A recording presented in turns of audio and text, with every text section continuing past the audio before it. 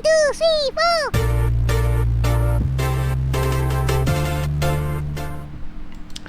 Halo Gunarwan dan Gunarwati sekalian, ketemu lagi ya di channel saya Gunar Os. Dan ya kalau teman-teman lihat thumbnailnya udah tahu ya, saya ingin membahas tentang Fabio Vieira. Biasanya di segmen laporan scout ini saya membahas untuk pemain-pemain yang diincar oleh Arsenal, yang belum jadi pemain Arsenal, yang akan didatangkan di jendela transfer yang akan datang. Tapi di laporan scout kali ini saya ingin membahas Fabio Vieira ya, yang sebenarnya sudah menjadi pemain Arsenal, tidak begitu berhasil, lalu saat ini sedang dipinjamkan ke FC Porto dan di sana namanya agak mencuat lagi. Dan ya, menjadi satu sempat di jendela transfer Januari kemarin sempat menjadi pembahasan apakah sebaiknya kita memanggil lagi Fabio Vieira itu kan, dengan bagaimana dia bermain dengan cukup bagus di Primera Liga gitu. Nah, ini juga yang ingin saya bahas saat ini adalah untuk musim depan, apakah Fabio Vieira ini pantas untuk mendapatkan satu kesempatan lagi untuk bermain di Arsenal gitu ya.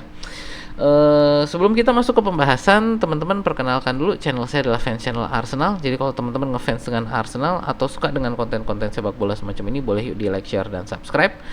Saat ini saya sedang mengejar 1000 subscriber. Jadi kalau teman-teman belum subscribe, boleh ya diklik tombol subscribe-nya, lalu dipencet juga tombol loncengnya, sehingga teman-teman dapat informasi dari YouTube setiap kali saya upload. Untuk upload kali ini saya akan tayangkan pada tanggal 28 April bagi teman-teman yang merupakan member. Lalu untuk teman-teman yang non-member bisa menonton ini di tanggal 29 ya. Jadi lebih cepat sehari bagi teman-teman yang menjadi member gitu ya. Oke, tidak berlama-lama kita akan langsung masuk ke pembahasan tentang Fabio Vieira ya. Oke.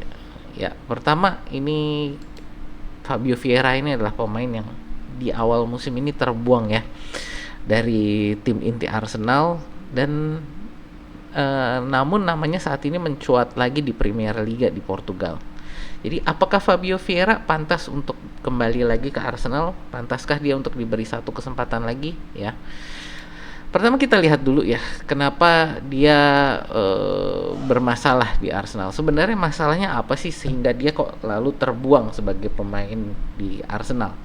Yang pertama, banyak yang bilang bahwa fisiknya ini yang ramping ya, tidak cocok untuk IPL. Padahal pada saat kita datangkan, dia itu berusaha melakukan bulk up ya. Jadi pada saat kita datangkan itu di musim 2022 kalau nggak salah ya, dia melakukan bulk up, bagaimana dia mencoba menaikkan massa ototnya sehingga bisa lebih kuat untuk di IPL. Dan dia saat itu dikenal sebagai raja assist juga ya di Primera Liga dengan 14 assist.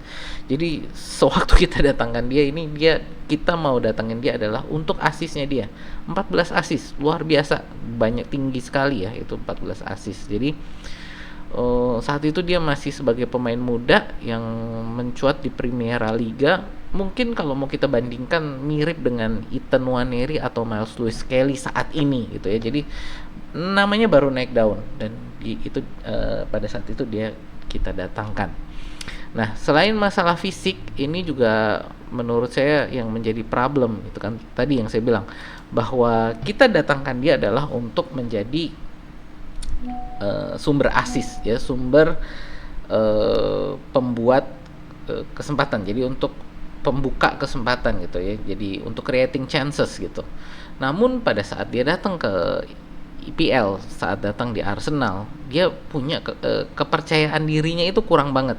Sehingga setiap kali dia terima bola, dia biasanya lebih memilih untuk memantulkan bola balik lagi ke belakang. Apalagi kalau di depannya dia ada defender yang jagain dia gitu. Jadi membuat ya para fans Arsenal ini juga kurang suka ketika dia bermain, karena bukannya membuka peluang bagi para pemain lain, justru malah membuat aliran bola terhenti gitu, yang harusnya mengalir lalu menuju ke depan menjadi satu kesempatan, malah dia balikin lagi, membuat build up harus diulang lagi dari awal gitu ya. Jadi ini yang membuat dia apa ya, kurang kurang menjadi apa, kurang kurang disenangi lah oleh para fans gitu ya. Nah, berikutnya, apakah masalah itu sekarang sudah berubah ya dengan dia, saat ini di FC Porto di musim ini gitu, yang kita juga sempet heboh kan di jendela transfer Januari ini untuk memanggil Fabio Vieira pulang, yang waktu itu saya sempat beritakan bahwa tidak bisa semudah itu kita memanggil Fabio Vieira pulang. Kenapa? Karena harus juga ada kesepakatan dari FC Porto yang sudah meminjam untuk ya oke, dibalikin, boleh balik gitu. Jadi pada saat kita pinjamkan itu kan kita punya kontrak 1 musim dengan FC Porto bahwa Fabio Vieira ini dipinjamkan 1 musim. Jadi kalau kita mau panggil balik, FC Portonya juga harus bilang oke, boleh balik. Nah, dan pada saat itu FC Portonya nggak bilang boleh balik. FC Portonya bilang bahwa ini masih kita mau pakai, jadi nggak bisa balik gitu ya.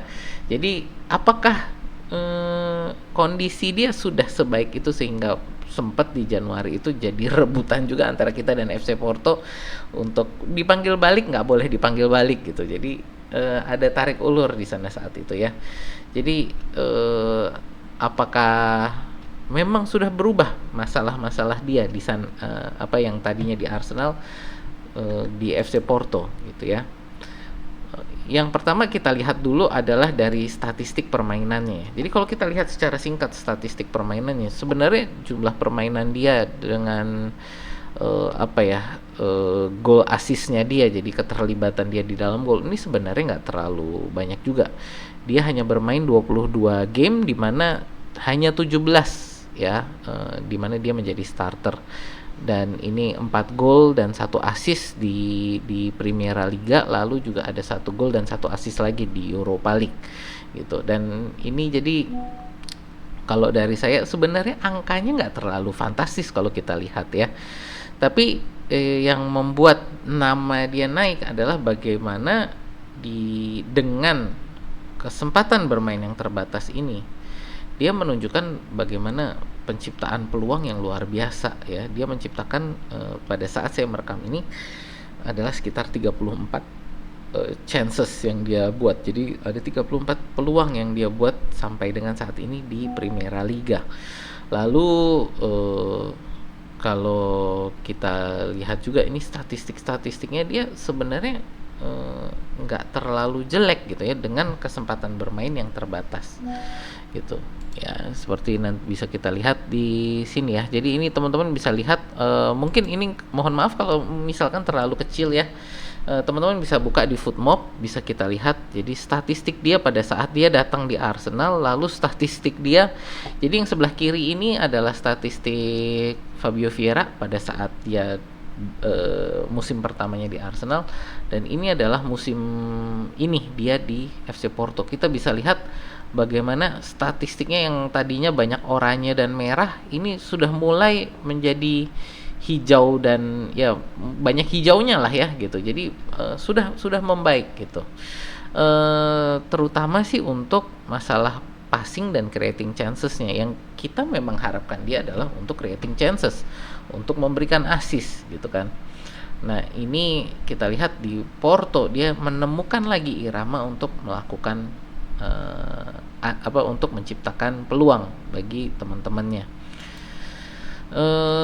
Lalu kita lihat lagi adalah kalau dia balik ke Arsenal, lalu kita mau taruh dia di mana nih gitu kan. Ini yang menjadi satu masalah juga saat ini. Kalau kita mau narik dia balik di musim depan, kita akan taruh dia di mana? Kemarin pada saat Januari kita mau tarik dia balik lagi ke Arsenal, itu kan masalahnya adalah Bukayo Saka cedera saat itu ya. Jadi cederanya Bukayo Saka, kita tidak punya penyerang sayap kanan, dan Fabio Vieira pada saat di Arsenal sebelumnya dia lebih banyak bermain posisinya sebagai penyerang sayap kanan. Jadi itu yang sempat dipikirkan oleh para fans Arsenal untuk memanggil dia balik adalah untuk mengisi posisinya Bukayo Saka.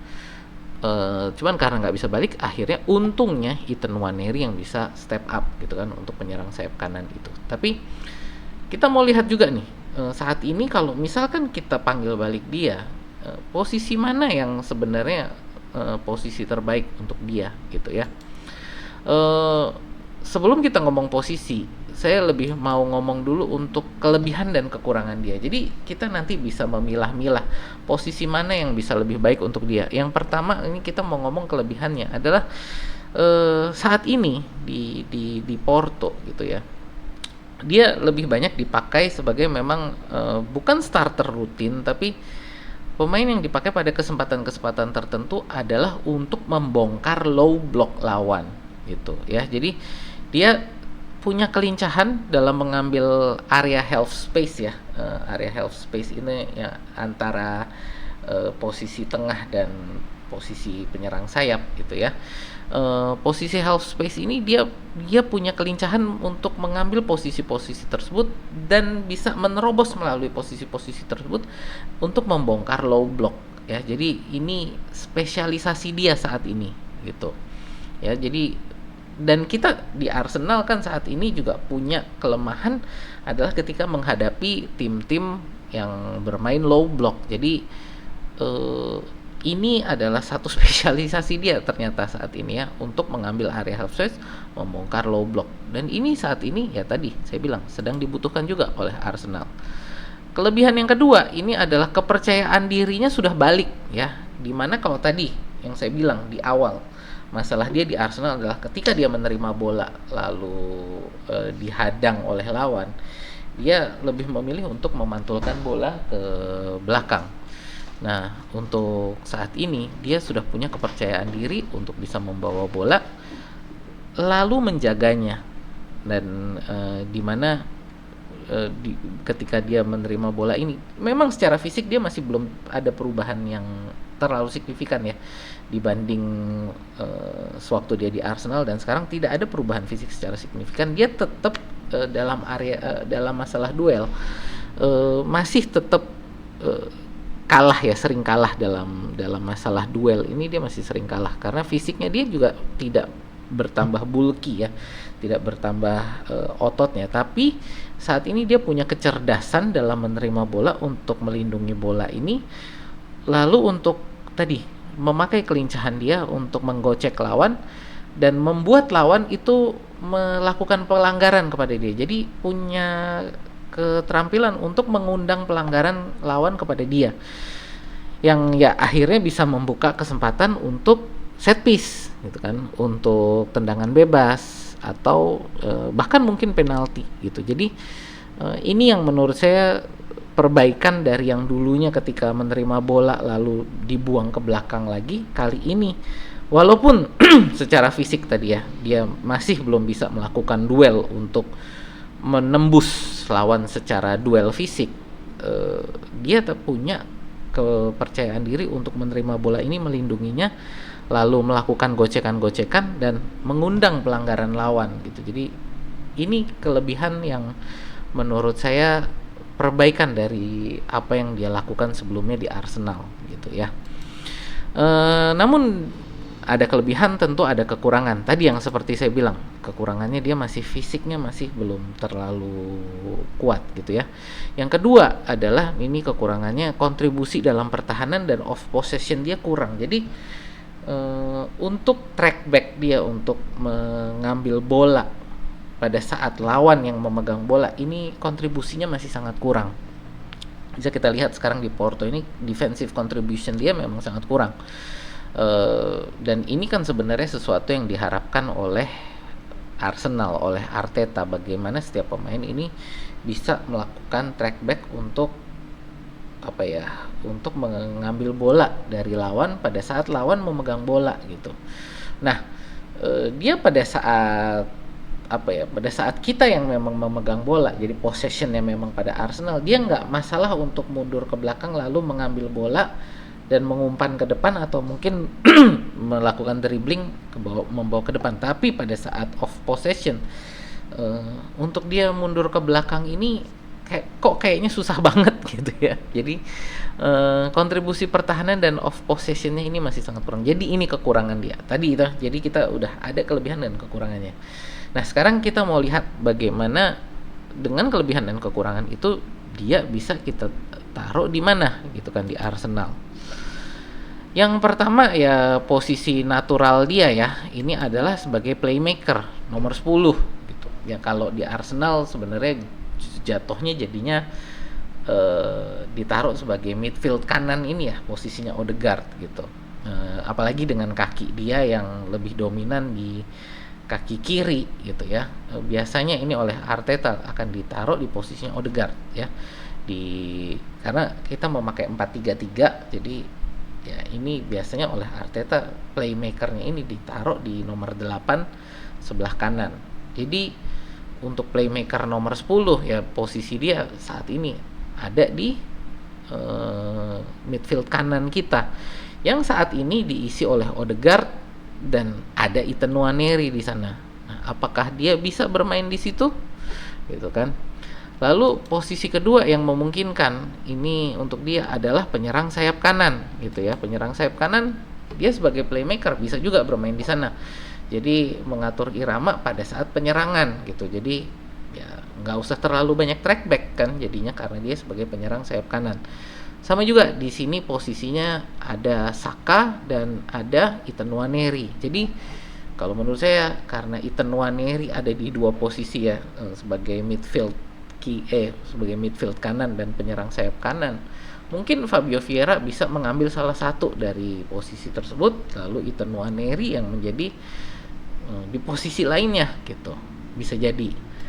Yang berikutnya yang bisa diambil juga posisinya adalah sebagai central forward false nine. Yang saat ini juga ramai juga ya di Arsenal. Kita lihat ya pastinya ada Kai Havertz di sana ya. Lalu juga Mikel Merino yang saat ini bermain juga sangat bagus. Lalu juga ada Leandro Trossard yang di dua pertandingan terakhir kemarin ya bermain dengan sangat luar biasa lawan Ipswich dan lawan Crystal Palace ya. Jadi pada saat saya merekam ini dua pertandingan terakhir kita adalah Ipswich dan Crystal Palace di mana Leandro Trossard mencetak 3 gol di dua pertandingan tersebut yang semuanya ngolongin defender lawan gitu. Jadi ini menurut saya posisinya juga rame juga di central forward untuk bermain sebagai false nine gitu. Nah, jadi gimana posisi mana yang bisa dia ambil gitu. Nah, ini yang menurut saya juga menjadi satu pertimbangan apa yang bisa digunakan oleh Arteta untuk memakai Fabio Vieira ini. Kalau buat saya pribadi, saya mungkin lebih memilih dia jadi midfield kanan kita ya. Jadi rotasi dengan Odegaard. Menurut saya pada saat kita melawan tim-tim kecil yang mereka cenderung untuk low block, Odegaard ini lebih kurang efektif gitu ya. Jadi menurut saya Odegaard ini kurang efektif ketika kita memang melawan low block terutama tim-tim kecil. Ya mau gimana, memang mereka kan harapannya adalah berharap bisa dapat seri atau bahkan mencoba menang dengan counter attack. Jadi menyerap serangan-serangan kita dengan mereka low block. Nah, ini kan tadi yang saya bilang bahwa spesialisasinya si Fabio Vieira ini adalah untuk membongkar low block. Jadi kalau buat saya, misalkan kita mau mendatangkan Fabio Vieira lagi, memberi dia kesempatan lagi, ya posisinya menurut saya paling cocok adalah midfield sebagai playmaker gitu ya, di posisinya Odegaard. Rotasilah dengan Odegaard gitu. Nah, untuk teman-teman sendiri gimana nih? Untuk Gunawan dan Gunarwati sekalian, apakah Fabio Vieira ini layak untuk dapat satu musim lagi? Gitu kan. Jadi apakah memang pantas dia untuk kita kasih kesempatan satu musim lagi? Karena menurut saya kalaupun kita datangkan dia harus membuktikan kepada kita bahwa dia layak untuk berada di tim ini, dan menurut saya waktunya hanya untuk satu musim saja. Kalau memang satu musim ini ternyata dia tidak bisa membuktikan bahwa dia pantas ada di Arsenal, musim berikutnya menurut saya ya sebaiknya kita lepas gitu ya. Jadi ya ini memang satu hal yang apa ya namanya setiap transfer itu pasti ada resikonya gitu kan. Dan Fabio Vieira kita datangkan untuk menjadi mesin asis, ternyata gagal ya, dan dia menemukan iramanya lagi sekarang di Portugal. Apakah memang dia masalahnya memang dia lebih cocok main di Liga Portugal, nggak cocok main di IPL gitu kan, nggak bisa dia memakai kemampuan dia di IPL atau bagaimana gitu kan. Dan ini menurut saya eh, ya kesempatan dia, kalaupun kita datangkan dia, sekali lagi kesempatan dia hanya satu musim ini untuk menunjukkan bahwa dia mampu untuk bermain bagi Arsenal saat ini gitu. Tapi saya ingin mendengar pendapat teman-teman sekalian, Gunarwan dan Gunarwati sekalian. Silakan ya tulis komentar teman-teman. Menurut kalian gimana untuk Fabio Vieira ini? Pantas nggak untuk bisa bermain satu musim lagi bagi Arsenal? Ya, ya itu aja sih dari saya. Terima kasih yang sudah nonton, terima kasih yang udah like, share, dan subscribe. Terima kasih juga untuk para member kita yang sudah memberikan sumbangsih sehingga channel ini bisa berjalan dengan baik. Saya ingin tutup dulu. Sekali lagi terima kasih. Sampai jumpa di video kita berikutnya ya.